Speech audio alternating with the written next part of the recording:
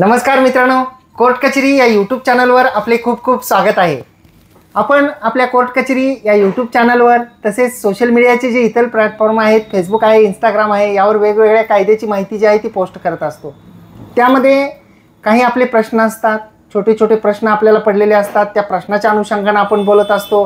काही उच्च व सर्वोच्च न्यायालयाचे न्यायनिवाडे आहेत त्याबद्दल बोलत असतो की नवीन नवीन निकाल काय आलेले आहेत आणि कधी कधी कायदा जो आहे तर आपण कायद्याचे वेगवेगळ्या विषयासोबत उच्च व सर्वोच्च न्यायालयाचे न्यायनिवाडे तसेच कायद्यातील वेगवेगळी कलमे त्याच्यात त्या अनुषंगाने ज्या तरतुदी वेगवेगळ्या कायद्यामध्ये असतात त्याबद्दल बोलत असतो।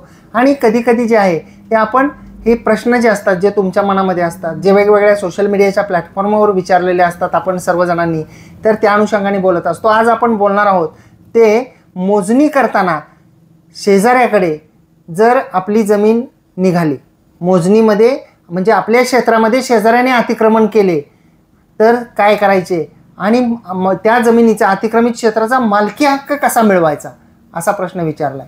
आपण या दोन्ही गोष्टींमध्ये गफलत करतो। सर्वात पहिली गोष्ट म्हणजे आपण आपल्या मिळकतीची मोजणी केली आणि आपल्या मिळकतीचे जे क्षेत्र आहे ते उदाहरणार्थ 1 एकर आहे आणि आपण आपली जमीन मोजली आणि आपली जमीन मोजल्यानंतर आपल्या असं लक्षात आलं की तिची 40 आर क्षेत्र आहे, साधारणपणे ज्याला आपण 1 एकर असं म्हणतो। 40 आर जे क्षेत्र आहे त्यापैकी मोजणी केल्यानंतर असं लक्षात आलं की 5 आर 10 आर क्षेत्र जे आहे ते शेजाऱ्याच्या ताब्यामध्ये आहे।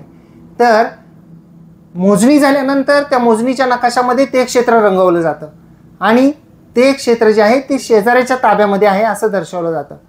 तो मोजणीचा नकाशा आपल्याला मिळाल्यानंतर आपण त्या मोजणीच्या नकाशाच्या आधारे त्या शेजारी शेतकऱ्याच्या विरुद्ध अतिक्रमित क्षेत्राचा ताबा मिळावा म्हणून आपण दावा दाखल करू शकतो। आपण त्या शेजाऱ्याकडून आपल्या जे जमिनीचं क्षेत्र असतं ते आपण परत घेऊ शकतो आणि जोपर्यंत त्या शेतकऱ्याच्या ताब्यात ते क्षेत्र आहे आणि त्याचा प्रत्यक्ष ताबा जोपर्यंत आपल्याला मिळत नाही तोपर्यंत आपण त्या क्षेत्रामधील दरम्यानचं उत्पन्न सुद्धा मागू शकतो।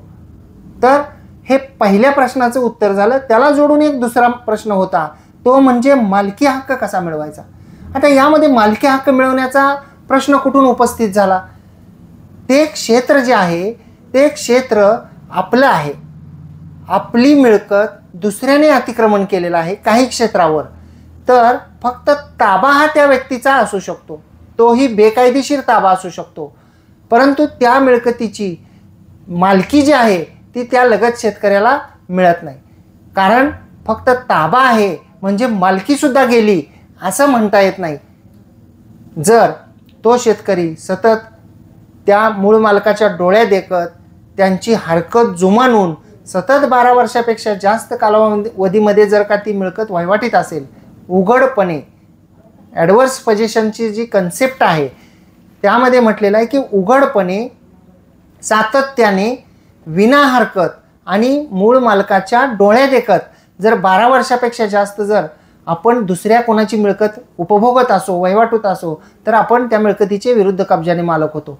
परंतु जेव्हा आपण एक क्षेत्र आहे आपलं 40 आर जसं आपण उदाहरण दिलं, त्याची मोजणी झाली आणि मोजणी झाल्यानंतर 10 आर क्षेत्र शेजाऱ्याने अतिक्रमण केलेलं आहे ते त्याच्या ताब्यात आहे असं निष्पन्न झालं तर त्या क्षेत्राचा आपण कब्जा मागू शकतो आणि त्या 10 आर क्षेत्राची मालकी जी आहे जर 12 वर्षापेक्षा आत असेल तर ती मालकी ही त्या शेजाऱ्याला मिळत नाही। त्यामुळे त्या आपल्याच जमिनीचा मालकी हक्क आपण कसा मिळवायचा हा प्रश्नच या प्रकरणामध्ये उपस्थित होत नाही। कारण कब्जा जरी शेजारी शेतकऱ्याचा असला तरी त्याची मालकी मात्र आपलीच राहते। जो त्या मिळकतीचा मालक आहे त्या व्यक्तीचीच मालकी त्या अतिक्रमित क्षेत्रावर सुद्धा राहते। म्हणजे टायटल बदलत नाही, टायटल पास होत नाही आणि पोझिशन त्यांचं आहे म्हणून केवळ तो व्यक्ती त्या मिळकतीचा जो आहे तो मालक होऊ शकत नाही। तर आपल्या प्रश्नाचं उत्तर मिळालं असेल अशी मी अपेक्षा व्यक्त करतो आणि आपण जर हा व्हिडिओ कोर्ट कचेरी या यूट्यूब चॅनलवर पाहत असाल आणि अद्याप आपण सबस्क्राईब केलेलं नसेल तर सबस्क्राईब जरूर करावं, बाजूचं बेल आयकॉनचं बटन दाबावं। ही माहिती आपल्याला आवडली असल्यास या माहितीला एक लाईक करा आणि शेअरसुद्धा करा। आपण जर हा व्हिडिओ कोर्ट कचेरीच्या फेसबुक पेजवर प्रोफाईलवर पाहत असाल आणि जर का आपण फेसबुक कोर्ट कचेरी ऑफिशियल या इंस्टाग्राम पेजवर पाहत असाल आणि अद्याप आपण फॉलो केलेलं नसेल तर फॉलो जरूर करा, लाईक आणि शेअरसुद्धा करा। खूप खूप धन्यवाद।